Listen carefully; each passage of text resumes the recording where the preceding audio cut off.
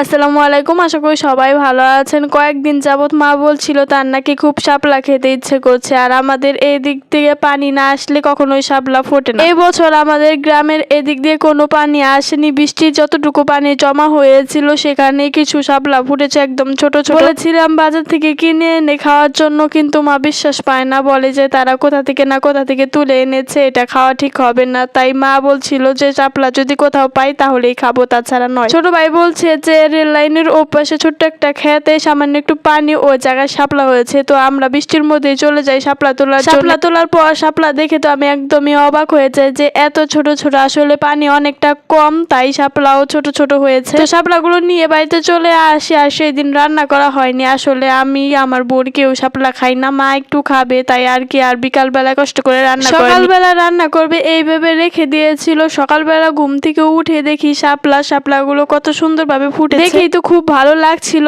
এই বছর এই প্রথম আমার শাপলা ছুঁয়ে দেখা এবং চোখে দেখা, এখন পর্যন্ত শাপলা দেখি। বললামই তো আমাদের এই দিক দিয়ে পানি না আসলে শাপলা হয় না। বৃষ্টির পানিতে কিছুটা পানি জমেছিল, তাই আর কি শাপলা হয়েছে। সকালবেলা শাপলাগুলো আমি সুন্দরভাবে বেছে নিচ্ছিলাম, আর আমার দেখা দেখি আমার চাচাতো বোনেরা এই শাপলার ফুল নেওয়ার জন্য আমাকে কাজে সাহায্য করছিল। আসলে তারা স্কুলে চলে যাবে, আর আমার একা একা শাপলাগুলো বাঁচতে অনেকটা টাইম লাগবে, তাই তারা আমাকে সাহায্য করছিল ফুল নেওয়ার জন্য। সবগুলো শাপলা বাঁচতে তারা আমাকে হাতে হাতে সাহায্য করছিল শুধুমাত্র এই ফুল নেওয়ার জন্য। আর এই ফুলগুলো দেখতে অনেকটা সুন্দর, আমি তো খুবই ভালোবাসি এই শাপলার ফুল। আমার কাছে গোলাপ ফুলের মতোই শাপলার ফুল ভালো লাগে। শাপলাগুলো আমি খুব ভালোভাবে বেছে নিয়েছি, তারপর খুব ভালোভাবে পরিষ্কার করে মাকে দিয়েছিলাম রান্না করার জন্য। এই তো আমার ছোট ছোট বোনেরা এতগুলো শাপলা বেছে ফুল নিয়েছে, আমাকে বলছিল আপু ভিডিওর মধ্যে দেখাও, আমিও তাই ভিডিওর মধ্যে দেখিয়ে দিলাম কতগুলো ফুল নিয়েছে। আর তোমরা কে কে শাপলা খেতে পছন্দ করো জানিয়ে তো। আর শুনো, তোমরা কি শাপলা ফুলের বড়া খেয়েছো কখনো? শাপলা ফুলের বড়া যদি খাওয়া যায় কমেন্ট করে জানিও, তাহলে আমিও শাপলা ফুলের বড়া খাবো। অনেকে বলে খাওয়া যায়, আবার অনেকে বলে যে খাওয়া ঠিক না, খাওয়া যায় না, তাই এখন পর্যন্ত খাওয়া হয়। আর আজকের এই শাপলাগুলো বাইম আর পুঁটি মাছ দিয়ে রান্না করবে ভেবেছিলাম, পুরো রেসিপিটা শেয়ার করব, কিন্তু ক্যামেরা ধরেছিলাম, ভিডিও অন করতে মনে ছিল না, তাই আর দেখাতে পারলাম না। তবু একবার বলে দিচ্ছি, প্রথমে কড়াইতে তেল, পেঁয়াজ, মরিচ হালকা ভেজে এর মধ্যে হলুদ গুঁড়ো, মরিচ গুঁড়ো, ধনিয়া গুঁড়ো, তারপর জিরা আর লবণ দিয়ে ভালোভাবে কষিয়ে মাছগুলো দিয়ে মাছটা কষিয়ে তুলে নেবে। তারপর শাপলাগুলো দিয়ে ভালোভাবে কষিয়ে মাছ দিয়ে তারপর কিছুটা পানি দিয়ে কিছুক্ষণ রান্না করে নামিয়ে নিয়েছে। আর আজকে মা রান্না করেছে লতা দিয়ে পাঙ্গাস মাছ ভেঙে রান্না করেছে,